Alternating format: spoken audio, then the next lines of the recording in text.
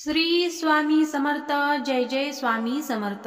आज आपण असा एक मंत्र श्रवण करणार आहोत की तुम्ही फक्त 5 मिनिटे वेळ द्या. मित्रांनो, आधी एक विनंती, हा मंत्र सुरू होण्याआधी सबस्क्राईब करा, कारण पुढचं जे ऐकणार आहोत ते तुमच्या आयुष्यातील अडथळे बदलून टाकू शकतं. ही कृपा कोणाच्याही हाती पडत नाही. तुम्ही इथे आलात म्हणजे योग आला आहे. हा मंत्र ऐकता क्षणी मनात एक अद्भुत शांतता उतरते. जिथे मन धावतं, घाबरतं, गोंधळतं, तिथे हा मंत्र धैर्याची ज्योत लावतो.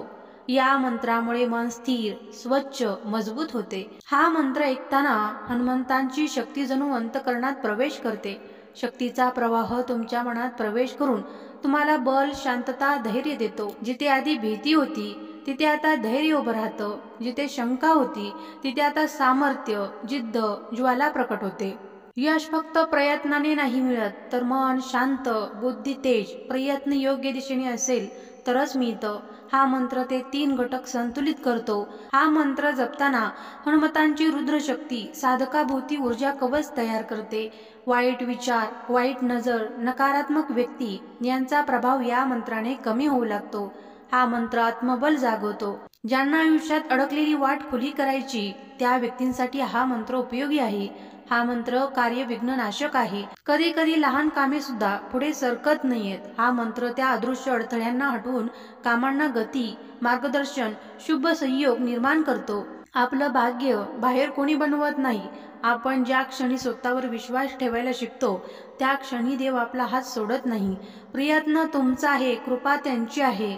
चला तर मग, तुम्हालाही या मंत्राची अनुभूती घ्यायची असेल तर चॅनलला लाईक, सबस्क्राईब आणि कमेंटमध्ये श्री स्वामी समर्थ ओम हनुमते नमः असे लिहा. ओम नमो हनुमते सिद्धिबुद्धी प्रदाय कार्य विघ्ननाशाय नमः. ओम नमो हनुमते सिद्धिबुद्धि प्रदाय कार्य विघ्ननाशाय नमः. ओम नमो हनुमते सिद्धिबुद्धि प्रदाय कार्य विघ्ननाशाय नमः. ओम नमो हनुमते सिद्धिबुद्धि प्रदाय कार्य विघ्ननाशाय नमः. ओम नमो हनुमते सिद्धिबुद्धि प्रदाय कार्य विघ्ननाशाय नमः. ओम नमो हनुमते सिद्धिबुद्धि प्रदाय कार्य विघ्ननाशाय नमः. ओम नमो हनुमते सिद्धिबुद्धि प्रदाय कार्य विघ्ननाशाय नमः. ओम नमो हनुमते सिद्धिबुद्धि प्रदाय कार्य विघ्ननाशाय नमः. ओम नमो हनुमते सिद्धिबुद्धि प्रदाय कार्य विघ्ननाशाय नमः. ओम नमो हनुमते सिद्धिबुद्धि प्रदाय कार्य विघ्ननाशाय नमः. ओम नमो हनुमते सिद्धिबुद्धि प्रदाय कार्य विघ्ननाशाय नमः. ओम नमो हनुमते सिद्धिबुद्धि प्रदाय कार्य विघ्ननाशाय नमः. ओम नमो हनुमते सिद्धिबुद्धि प्रदाय कार्य विघ्ननाशाय नमः. ओम नमो हनुमते सिद्धिबुद्धि प्रदाय कार्य विघ्ननाशाय नमः. ओम नमो हनुमते सिद्धिबुद्धि प्रदाय कार्य विघ्ननाशाय नमः. ओम नमो हनुमते सिद्धिबुद्धि प्रदाय कार्य विघ्ननाशाय नमः. ओम नमो हनुमते सिद्धिबुद्धि प्रदाय कार्य विघ्ननाशाय नमः. ओम नमो हनुमते सिद्धिबुद्धि प्रदाय कार्य विघ्ननाशाय नमः. ओम नमो हनुमते सिद्धिबुद्धि प्रदाय कार्य विघ्ननाशाय नमः. ओम नमो हनुमते सिद्धिबुद्धि प्रदाय कार्यविघ्ननाशाय नमः। ॐ नमो हनुमते सिद्धिबुद्धिप्रदाय कार्यविघ्ननाशाय नमः। ॐ नमो हनुमते सिद्धिबुद्धिप्रदाय कार्यविघ्ननाशाय नमः। ॐ नमो हनुमते सिद्धिबुद्धिप्रदाय कार्यविघ्ननाशाय नमः। ॐ नमो हनुमते सिद्धिबुद्धिप्रदाय कार्यविघ्ननाशाय नमः। ॐ नमो हनुमते सिद्धिबुद्धिप्रदाय कार्यविघ्ननाशाय नमः। ॐ नमो हनुमते सिद्धिबुद्धिप्रदाय कार्यविघ्ननाशाय नमः। ॐ नमो हनुमते सिद्धिबुद्धिप्रदाय कार्यविघ्ननाशाय नमः। ॐ नमो हनुमते सिद्धिबुद्धिप्रदाय कार्यविघ्ननाशाय नमः। ॐ नमो हनुमते सिद्धिबुद्धिप्रदाय कार्यविघ्ननाशाय नमः। ॐ नमो हनुमते सिद्धिबुद्धिप्रदाय कार्यविघ्ननाशाय नमः।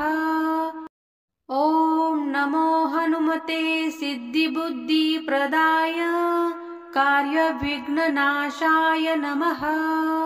ॐ नमो हनुमते सिद्धिबुद्धिप्रदाय कार्यविघ्ननाशाय नमः।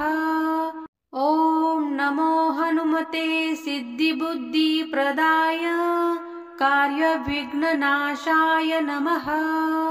ॐ नमो हनुमते सिद्धिबुद्धिप्रदाय कार्यविघ्ननाशाय नमः। ॐ नमो हनुमते सिद्धिबुद्धिप्रदाय कार्यविघ्ननाशाय नमः।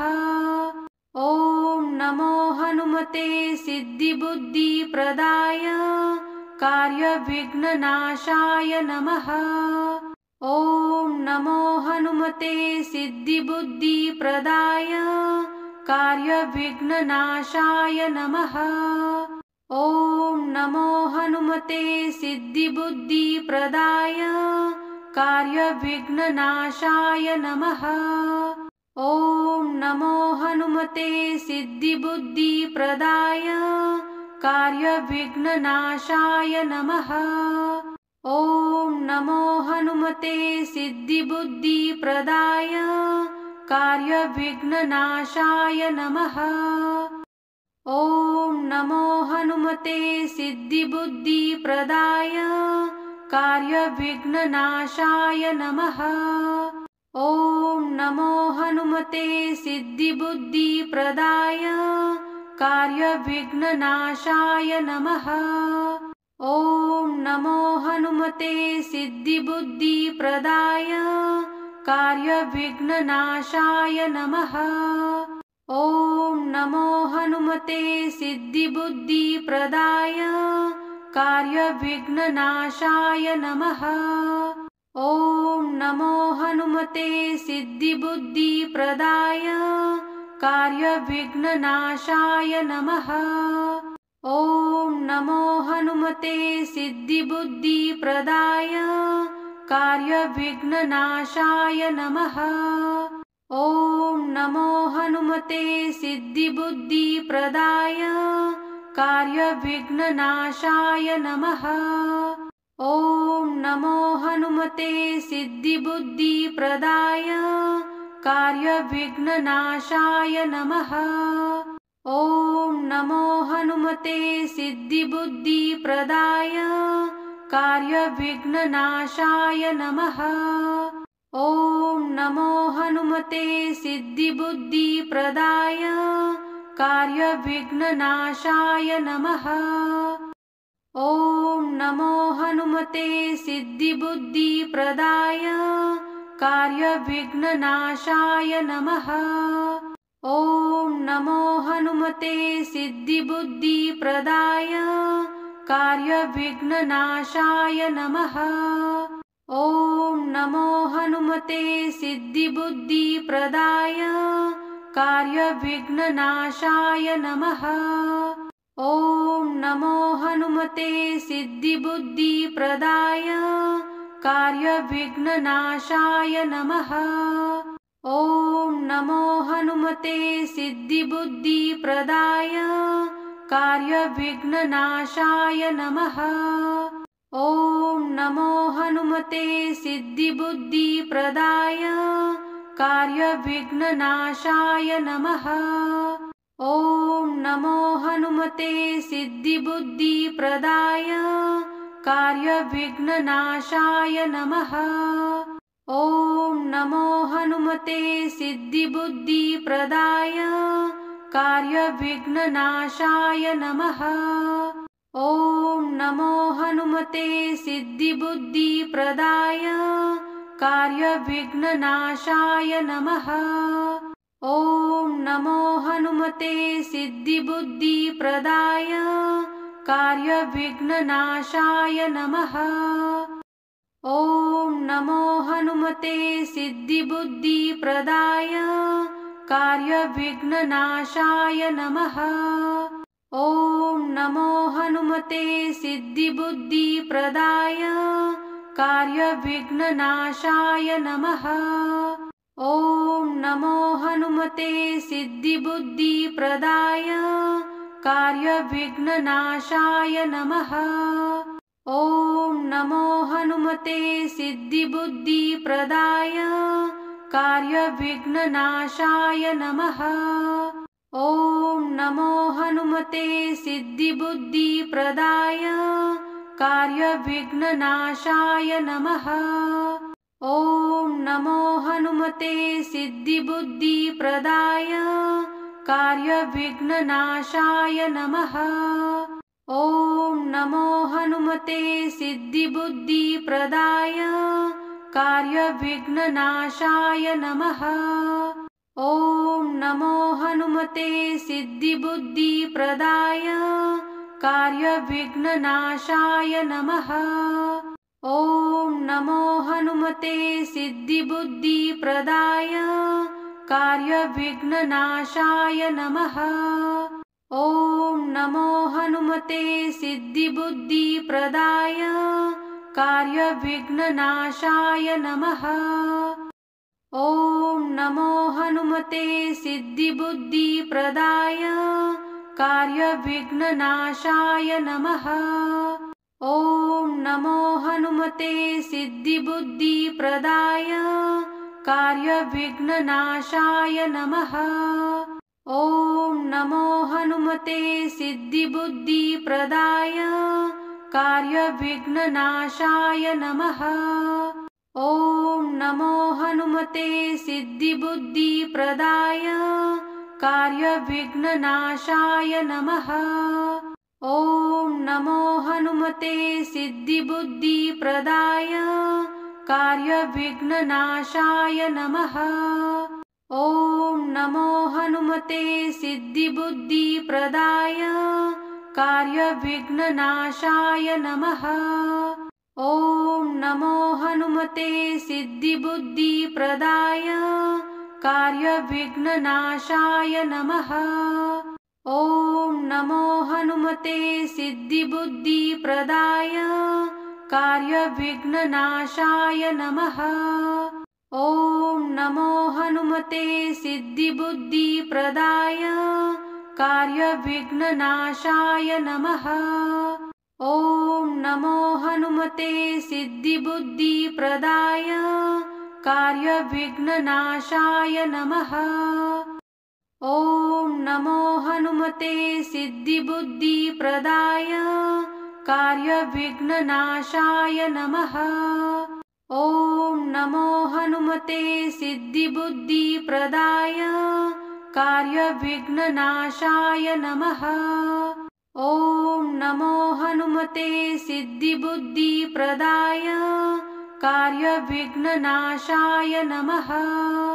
ॐ नमो हनुमते सिद्धिबुद्धिप्रदाय कार्यविघ्ननाशाय नमः। ॐ नमो हनुमते सिद्धिबुद्धिप्रदाय कार्यविघ्ननाशाय नमः। ॐ नमो हनुमते सिद्धिबुद्धिप्रदाय कार्यविघ्ननाशाय नमः। ॐ नमो हनुमते सिद्धिबुद्धिप्रदाय कार्यविघ्ननाशाय नमः। ॐ नमो हनुमते सिद्धिबुद्धिप्रदाय कार्यविघ्ननाशाय नमः।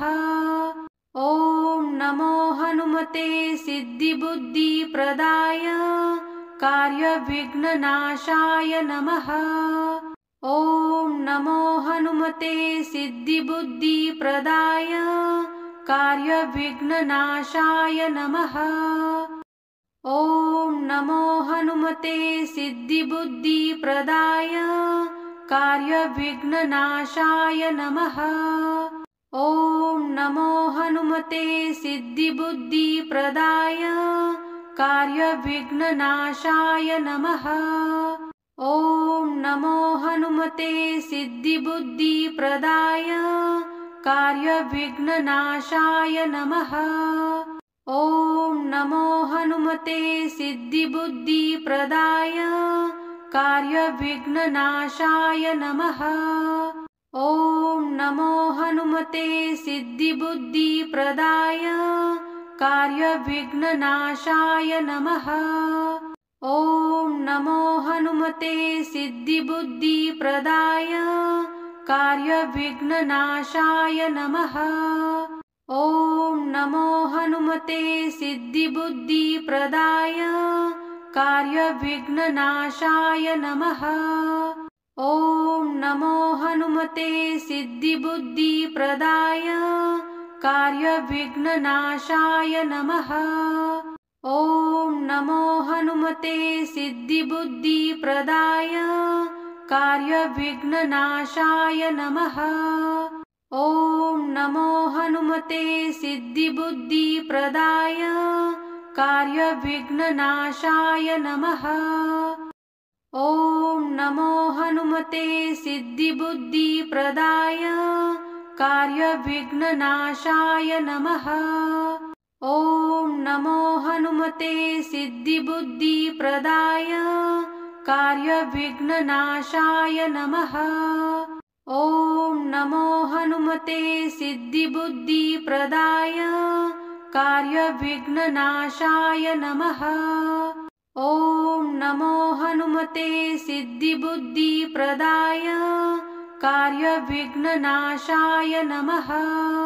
ॐ नमो हनुमते सिद्धिबुद्धिप्रदाय कार्यविघ्ननाशाय नमः। ॐ नमो हनुमते सिद्धिबुद्धिप्रदाय कार्यविघ्ननाशाय नमः। ॐ नमो हनुमते सिद्धिबुद्धिप्रदाय कार्यविघ्ननाशाय नमः। ॐ नमो हनुमते सिद्धिबुद्धिप्रदाय कार्यविघ्ननाशाय नमः।